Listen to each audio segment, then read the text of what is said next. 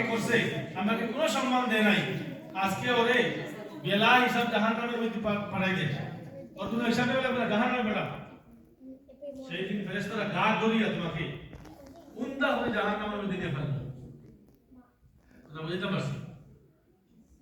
তোমাকে গা ধরে উন্দা করে জাহান্নামের মধ্যে ফেলে দিব, কারণ তুমি দুনিয়াতে থাকলে আমাকে মহব্বত করো নাই।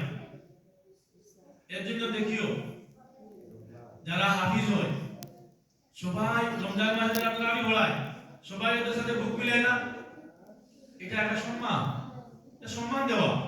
এবং দেখি যারা কোরআনের হাফিজ এদেরকে সবাই ভালোবাসে, অনেক ভালো মানুষ না কোরআনের হাফিজ অনেক সম্মান করে। কোরআনের হাফিজদেরকে আল্লাহ মানুষ সম্মান করে কি কারণে? কোরআনের মহব্বতে। কারণ ওর ভিতরে সরাসরি আল্লাহর কোরআন, ওর ভিতরে সরাসরি আল্লাহর কোরআন আছে, আল্লাহর কিতাব আছে, এর জন্য ওকে মানুষ অনেক ভালোবাসে। কেন? যদি আমি জাহান্নামে হয়ে যাই, তাহলে ওর সাথে যদি আমার বন্ধুত্ব, ভালো বন্ধুত্ব থাকে, তাহলে কিয়ামতের দিন আল্লাহ পাক রব্বুল আলামিন যখন আমি জাহান্নামে হয়ে যাব, তখন আমাকে জিজ্ঞাসা করবে, এই কোনো ভালো মানুষের সাথে তোমার কোনো সম্পর্ক আছে? কোনো ভালো মানুষের সাথে তোমার কোনো বন্ধুত্ব আছে?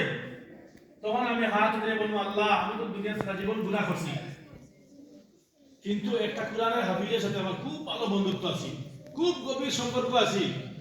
তখন সেই মানুষটা তার চোখের সামনে চলে আসবে, বলবে, উনি ওনার সাথে কি তোমার সম্পর্ক ছিল? বলে হ্যাঁ, যাও আজকে ওনার কারণে তোমাকে আমি ক্ষমা করে দিলাম। আল্লাহ পাক রব্বুল আলামিন এইভাবে মানুষকে একটু উসিলা খুঁজবেন জান্নাতে দেওয়ার জন্য। এটাও তুমি দেখতে পারবে না। কোরআনের মহব্বত করো, কোরআনকে ভালোবাসো, কোরআনের অসম্মান করো না। কিয়ামতের দিন কোরআন তোমার পক্ষে সুপারিশ করবে। কোরআনকে তুমি অবমাননা করবে। দুনিয়াতে অনেক ঘটনা আছে যারা কোরআনকে অবমাননা করেছে, অনেক মানুষ আল্লাহ পাক রব্বুল আলামিন দুনিয়াতে তাদেরকে শাস্তি দিচ্ছে, এবং আখিরাতের শাস্তি তো ওদের থেকেই আছে। দুনিয়াতে কোনো মানুষকে আল্লাহ পাক রব্বুল আলামিন শাস্তি দেয়, এটা হলো দুনিয়ার শাস্তি।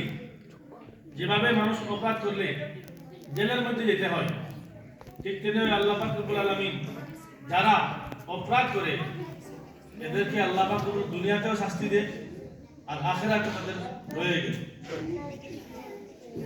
যাই হোক, আমি এই কথাই তোমাদেরকে বলতে চাই, পরীক্ষা দিচ্ছ যারা, কিভাবে কি দিচ্ছ, যে পরীক্ষা দিচ্ছ সে নিজে বুঝতে পারছো আমি কি পরীক্ষা দিছি।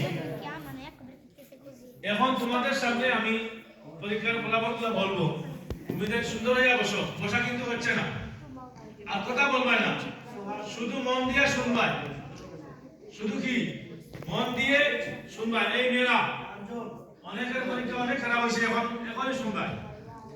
আমি এখন প্রথমে যারা কায়দায় পরীক্ষা দিচ্ছে তাদের ফলাফলটা আগে শুনাইতেছি। ছোট মানুষ টিআরসি ইসলামিক স্কুল এন্ড মাদ্রাসার ফলাফল ঘোষণা